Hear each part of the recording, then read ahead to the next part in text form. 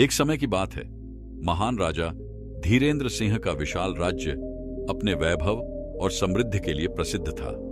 राज्य में शांति थी, प्रजा खुश थी और महल का वैभव अतुलनीय था। लेकिन राजा की एक गुप्त इच्छा थी, जिसे पूरा करने के लिए उन्होंने एक ऐसा महल बनवाया जिसके बारे में न तो प्रजा जानती थी और न ही उनकी रानी। यह महल घने जंगल के बीचों बीच स्थित था, जहां तक पहुंचने का रास्ता केवल राजा और उनके सबसे वफादार सेवकों को पता था।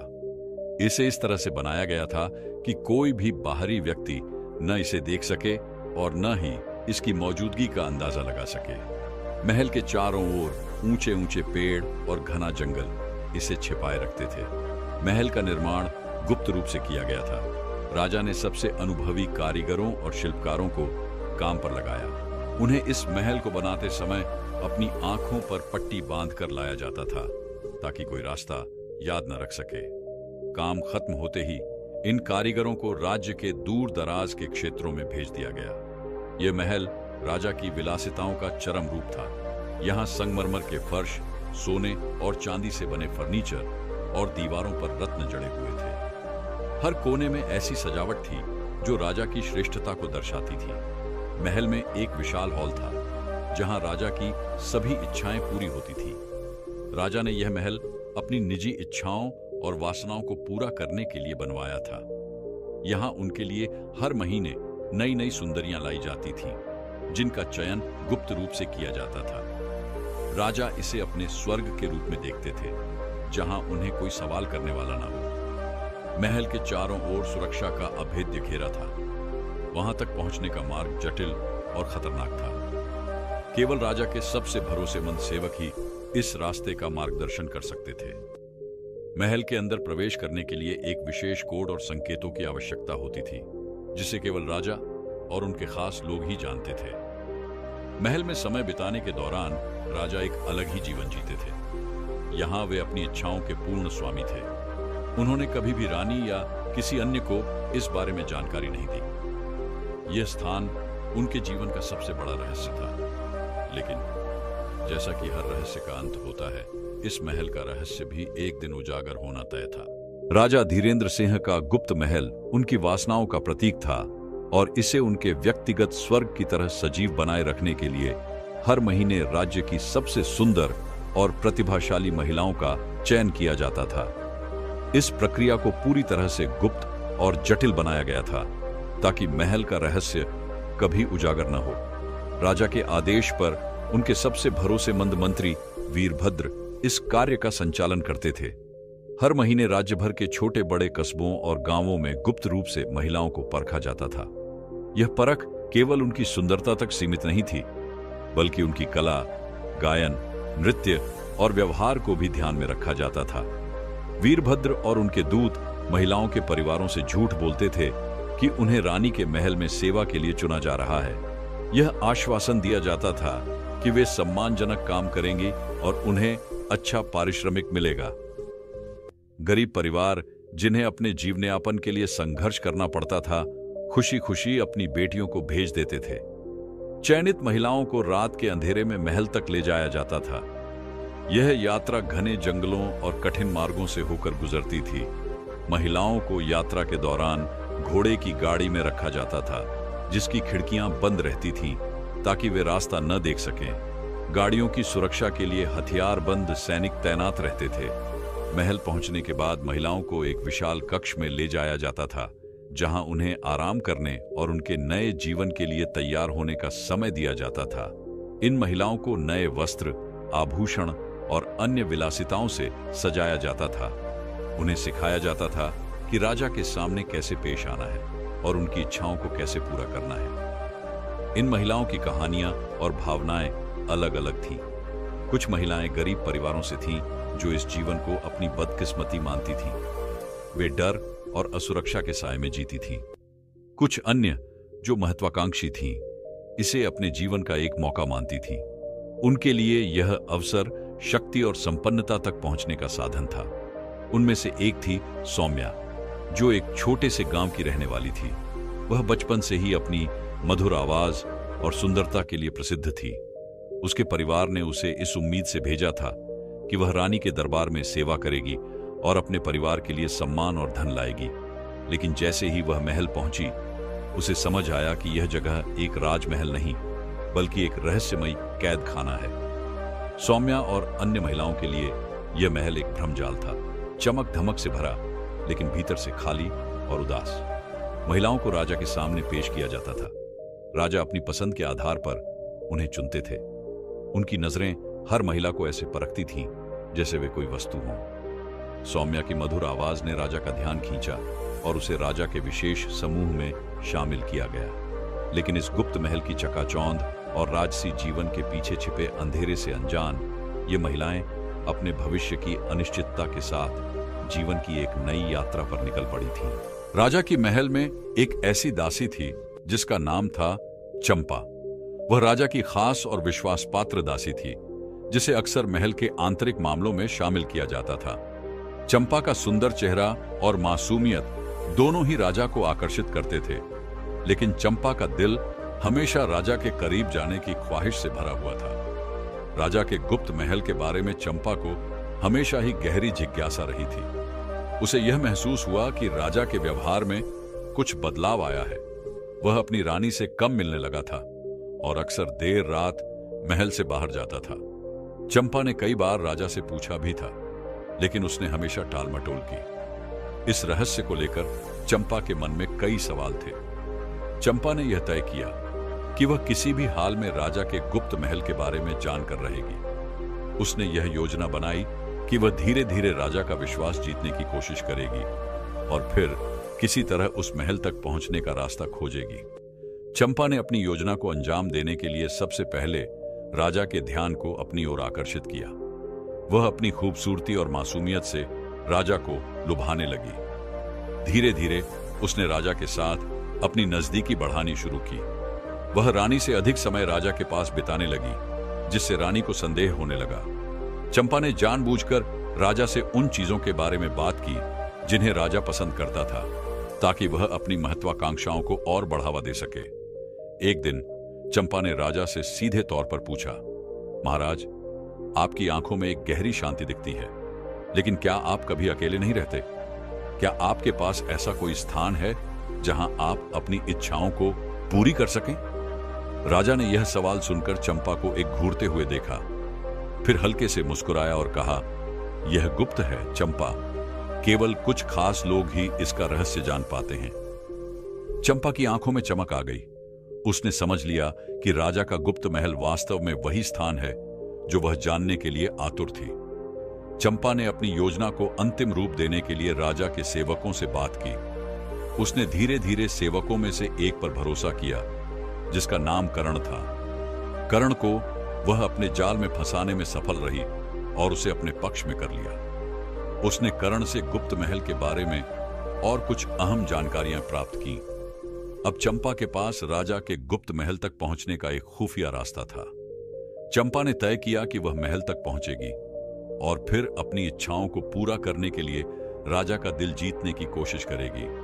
उसने एक रात के लिए महल में जाने की योजना बनाई और अपने लिए एक शाही वस्त्र तैयार करवाया। चंपा का मन में एक खतरनाक खेल चल रहा था। वह जानती थी कि राजा का दिल जीतना और गुप्त महल की शक्ति को अपने हाथ में लेना ही उसकी असली जीत होगी। उसे इस बात का पूरा यकीन था कि अगर वह राजा के पास जाती है तो वह उसे कभी न नकारेगा। उसकी मासूमियत और सुंदरता, साथ ही राजा के प्रति उसका आकर्षण, सभी को उसकी योजना में सहायक बनेंगे। चंपा ने तय किया कि वह राजा को गुप्त महल के रहस्यों के बारे में जानने के लिए उकसाएगी और उसकी उम्मीदों को अपनी ओर मोड़ेगी।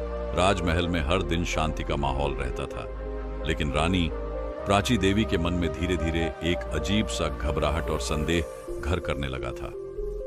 राजा धीरेंद्र सिंह के व्यवहार में हाल ही में कुछ ऐसा था जो उसे सामान्य नहीं लगता था। राजा, जो पहले कभी अपने दिन का अधिकांश समय रानी के साथ बिताकर खुश रहता था, अब अधिकतर अकेला रहता था। वह अधिकतर रानी से मिलने की बजाय अपने कमरे में बंद रहता या फिर महल के बाहरी हिस्सों में कामों में व्यस्त रहता। उसकी इस अचानक बड़ी दूरी को रानी ने सहज रूप से नहीं लिया। रानी प्राची देवी को यह समझ में नहीं आ रहा था कि यह बदलाव क्यों आया। पहले राजा और रानी के बीच अनकही बातें और प्रेम था, लेकिन अब वह परायापन सा महसूस कर रही थी। रानी ने कई बार राजा से इस बारे में बात करने की कोशिश की, लेकिन राजा हमेशा किसी न किसी बहाने से यह मुद्दा टाल देता। रानी को धीरे धीरे यह महसूस हुआ कि राजा किसी रहस्यमयी स्थान की ओर रुझान बढ़ा रहा है, जो उसकी आंखों से छिपा हुआ था। कभी कभी जब राजा वापस लौटता, उसकी आंखों में एक अजीब सी चमक होती, मानो वह किसी गहरे राज को छुपा रहा हो। यह देख रानी की शंका और भी बढ़ गई। राजमहल में कुछ ऐसा था जो रानी के दिल में गहरी चिंता पैदा कर रहा था और उसका मन नहीं मान रहा था। रानी ने यह ठान लिया कि वह इस रहस्य का पता लगाएगी, चाहे इसके लिए उसे किसी भी तरीके का सहारा लेना पड़े। रानी ने अपने सबसे विश्वास पात्र जासूस सुनील और माधव को बुलाया। दोनों जासूस रानी के आदेशों का पालन करने में हमेशा तत्पर रहते थे। रानी ने उन्हें आदेश दिया, तुम दोनों राजा के अजीब व्यवहार और महल के गुप्त स्थानों की सच्चाई का पता लगाओ। राजा कहां जाता है, क्या करता है और किससे मिलता है, यह सब जानना होगा। सुनील और माधव ने रानी के आदेशों का पालन करते हुए गुप्त रूप से राजा के दिनचर्या का निरीक्षण करना शुरू किया। वे राजा के हर कदम का पीछा करते, उसे बिना जाने उसके नजदीक रहते। वे राजा के महल से बाहर निकलने के समय और स्थानों को नोट करते और यह भी ध्यान रखते कि वह किससे मिल रहा है। कुछ दिनों बाद सुनील ने रानी को एक चौंकाने वाली जानकारी दी। उसने बताया, महारानी, हमने राजा को उस जंगल की ओर जाते हुए देखा जो महल के पास स्थित है। वह हर रात वहां जाता है और कभी कभी कई घंटों तक वहीं रहता है। यह स्थान सामान्य नहीं है, बल्कि वहां कुछ गुप्त गतिविधियां हो रही हैं। यह जानकारी रानी के लिए एक बड़ा संकेत थी। रानी ने अब और अधिक गंभीरता से महल के गुप्त रहस्यों का पर्दाफाश करने का फैसला किया। रानी ने तुरंत अपनी योजना बनाई। उसने सुनील और माधव से कहा, तुम दोनों उस गुप्त स्थान का पता लगाओ और मुझे पूरी जानकारी दो। मुझे यह समझना है कि राजा क्या कर रहा है और क्यों वह हमें छिपा रहा है। इस प्रकार रानी ने अपने जासूसों को गुप्त महल के बारे में सच्चाई जानने के लिए भेज दिया, लेकिन वह यह नहीं जानती थी कि यह खोज उसे राजा के सबसे बड़े रहस्य से रूबरू कराएगी, जो महल की चुप्पी में घेरा हुआ था। गुप्त महल के रहस्यों से अनजान राजा चंपा के मासूम चेहरे और आकर्षक व्यवहार के प्रति धीरे धीरे आकर्षित होने लगा था। चंपा, जो हमेशा से ही राजा की एक पसंदीदा दासी रही थी, अब उसके साथ समय बिताने के बहाने ढूंढने लगी थी। उसकी नजदीकी और चालाकी राजा के दिल को पिघलाने में कामयाब हो गई थी। चंपा का प्यारा और मासूम व्यवहार राजा के मन में संकोच और शंका को खत्म कर रहा था। उसने धीरे धीरे राजा से बातचीत बढ़ानी शुरू की और उसकी इच्छाओं को समझने की कोशिश की। एक दिन महल के बगीचे में राजा और चंपा की मुलाकात हुई, जहां चंपा ने बड़ी मासूमियत से राजा से पूछा, महाराज, आपको हमेशा इतने गंभीर क्यों रहना पड़ता है? क्या कभी आप आराम नहीं करते? राजा ने हंसी के साथ जवाब दिया, तुम नहीं समझोगी चंपा, एक राजा का जीवन कभी आरामदायक नहीं हो सकता। चंपा ने धीरे से उसकी बात का उत्तर दिया, लेकिन महाराज, कभी कभी थोड़ी राहत हमें फिर से नया जीवन देती है। क्या आपको लगता नहीं कि कुछ पल खुद के लिए बिताए जाने चाहिए? राजा की आंखों में एक अजीब सी चमक थी। उसे महसूस हुआ कि चंपा ने उसकी अंदर की कमजोरी को समझ लिया है। उसके दिल में चंपा के प्रति आकर्षण बढ़ता गया।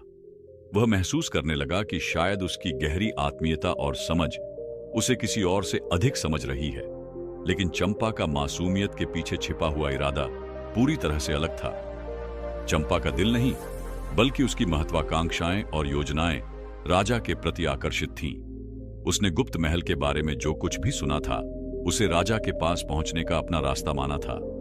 वह जानती थी कि यदि वह राजा के करीब पहुंच गई तो गुप्त महल तक पहुंचने का रास्ता भी आसान हो जाएगा। चंपा का दिमाग हर कदम पर राजा को और अधिक करीब लाने की योजना बना रहा था। वह जानती थी कि अगर वह राजा की इच्छाओं और भावनाओं को समझ सकेगी तो वह उसे कभी न नकारेगा। धीरे धीरे चंपा ने अपनी योजनाओं को साकार करने के लिए राजा के साथ अधिक समय बिताना शुरू किया।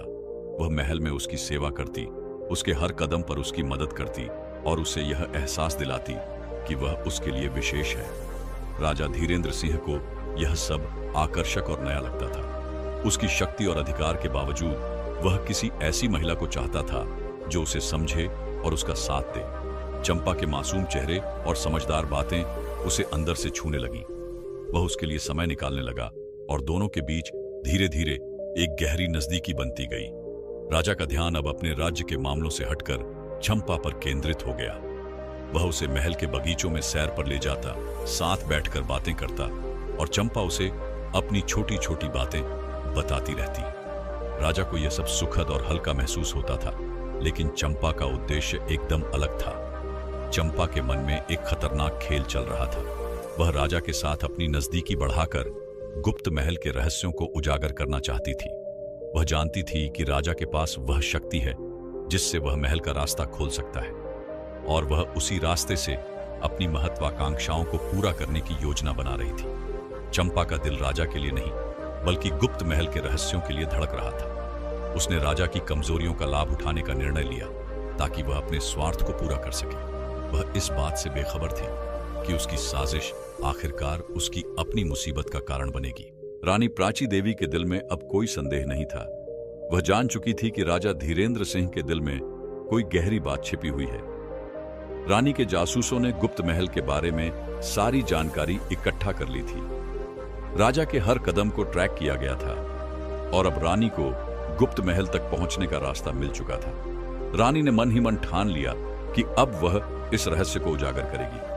उसने अपने जासूसों से पूरी योजना बनाई और तय किया कि वह खुद गुप्त महल तक जाएगी। एक रात जब महल में सभी लोग सो रहे थे, रानी ने चुपके से महल से बाहर निकलने का निर्णय लिया। उसने अपने साथ एक गुप्त दस्ते को भेजा ताकि वे किसी भी संकट की स्थिति में उसकी मदद कर सके। राजमहल से बाहर निकलते ही रानी ने सबसे पहले उस जंगल का रुख किया जहां राजा का गुप्त महल स्थित था। जासूसों की मदद से वह उस गुप्त रास्ते तक पहुंच गई जो सीधे महल तक जाता था। रानी का दिल धड़क रहा था, लेकिन उसकी आंखों में दृढ़ संकल्प था। उसने पूरी तरह से ठान लिया था कि अब वह राजा के रहस्य का पर्दाफाश करेगी। गुप्त महल में प्रवेश करने के बाद रानी को एक अद्भुत दृश्य दिखाई दिया। महल के अंदर सब कुछ भव्य और रहस्यमय था। हर कमरे में लालटेन की हल्की रोशनी, आकर्षक मूर्तियां और खूबसूरत सजावट थी। लेकिन रानी का ध्यान इस सबसे ज्यादा उस कमरे पर था जिसे वह सबसे पहले तलाश रही थी। वह कमरा जहां राजा अक्सर जाता था। रानी धीरे धीरे उस कमरे की ओर बढ़ी जहां राजा और चंपा की मुलाकातें होती थीं। रानी ने उस कमरे का दरवाजा धीरे से खोला और देखा राजा, जो अपनी पूरी इच्छाओं को पूरा करने के लिए इस महल में छिपा हुआ था, चंपा के साथ बातचीत कर रहा था। राजा और चंपा दोनों ने एक साथ बैठकर अपनी दुनिया की बातें की थीं, जबकि यह सब राजा के घर और राज्य से छिपा हुआ था। राजा की आंखों में एक अजीब सी चमक थी, जैसे वह पूरी तरह से बेखबर था कि उसके भीतर की बातें अब रानी तक पहुंच चुकी हैं। रानी ने दरवाजे से झांकते हुए यह दृश्य देखा और एक गहरी सांस ली। उसने कमरे में कदम रखा और पूरी दुनिया को चुप कर दिया। क्या यह वही महल है जहां राजा अपनी इच्छाओं को पूरा करने के लिए जाता है? रानी ने गुस्से से कहा। राजा और चंपा दोनों ने चौंक कर रानी को देखा। राजा का चेहरा सफेद पड़ गया था, जैसे उसने किसी खौफनाक सच का सामना किया हो। चंपा, जो पहले से ही राजा के पास जाने का रास्ता ढूंढ रही थी, अब पूरी तरह से फंसी हुई थी। महारानी, ये सब। राजा कुछ नहीं कह सका।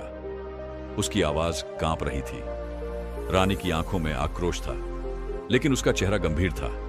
उसने कहा, तुमने हमें धोखा दिया राजा। क्या तुमने कभी सोचा था कि राजमहल में हमारी मेहनत और विश्वास को इस तरह तोड़ोगे? रानी के इस खुलासे ने पूरे राज्य में हड़कंप मचा दिया। राजा की प्रतिष्ठा को गहरा आघात पहुंचा और उसकी सच्चाई सामने आई। महल में राजकीय दरबार के लोग इकट्ठा हो गए और जनता में राजा के बारे में अफवाहें फैलने लगी। राज्य की राजधानी में यह खबर जंगल में आग की तरह फैल गई। लोग हैरान थे कि उनका राजा, जो उन्हें एक आदर्श शासक लगता था, एक गुप्त महल में अपनी इच्छाओं को पूरा करने में लिप्त था। रानी के इस साहसिक कदम ने सबको चौंका दिया, लेकिन रानी ने जो किया वह सही था। राजा, जो हमेशा अपने अनुशासन और कड़े फैसलों के लिए जाना जाता था, अब खुद अपनी गलती के सामने लाचार था। वह समझ नहीं पा रहा था कि अब वह कैसे रानी और राज्य के सामने अपनी स्थिति को संभाले। चंपा, जो अब पूरी तरह से फंस चुकी थी, ने अपनी साजिश को स्वीकार कर लिया। उसने माना कि वह राजा के पास पहुंचने के लिए उसे अपने आकर्षण का शिकार बना रही थी, लेकिन राजा की गलती का सबसे बड़ा खामियाजा चंपा को ही भुगतना पड़ा। उसे तुरंत महल से बाहर कर दिया गया और राज्य से निष्कासित कर दिया गया। राजा और रानी के रिश्ते में जो दरार आई थी, वह अब बहुत बड़ी हो चुकी थी।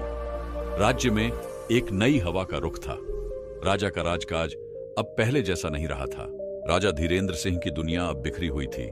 उसके भीतर गहरी पीड़ा और पछतावा था, और यह महसूस हुआ कि उसने अपने राजकाज और परिवार के साथ जो विश्वासघात किया था, वह उसे सजा के रूप में मिल चुका था। गुप्त महल का रहस्य और चंपा की साजिश ने उसके जीवन को हिलाकर रख दिया था।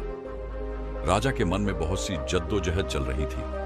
वह अपने के पर पछताता था और यही सोचता था कि कैसे उसने अपने राज्य और रानी को धोखा दिया।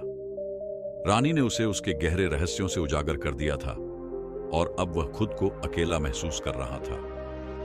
क्या मैं फिर से राज्य की सेवा करने के काबिल रहूंगा? राजा ने खुद से सवाल किया। क्या अब मैं अपने राज्यवासियों का विश्वास वापस पा सकता हूं? रानी के सामने राजा का पछतावा साफ नजर आ रहा था। राजा ने धीरे धीरे अपने गुनाहों का एहसास किया।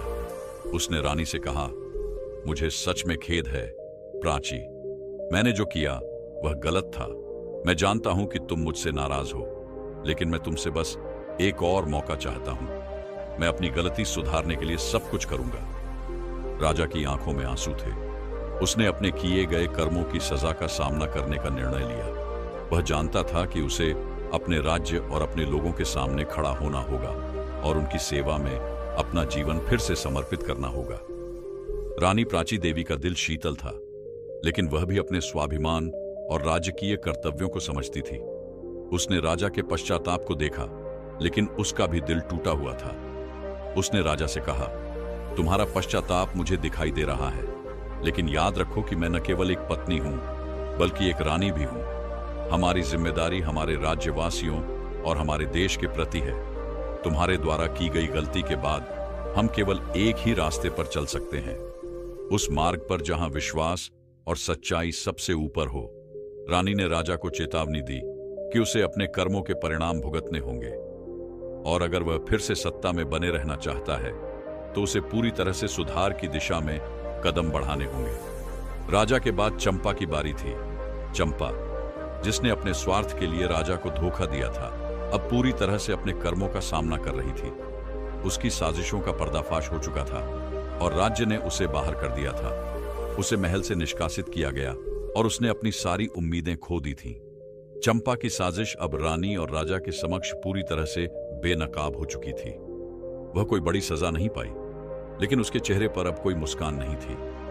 राजा ने उसे राज्य से बाहर जाने का आदेश दिया और उसे चेतावनी दी कि अब वह कभी भी महल के पास ना आए। महल में उन महिलाओं का क्या हुआ जिन्हें गुप्त महल में लाया गया था? राजा ने उनके जीवन को सुधारने का निश्चय किया। उसने फैसला लिया कि अब वह इन महिलाओं को उनके जीवन में एक नया मोड़ देगा।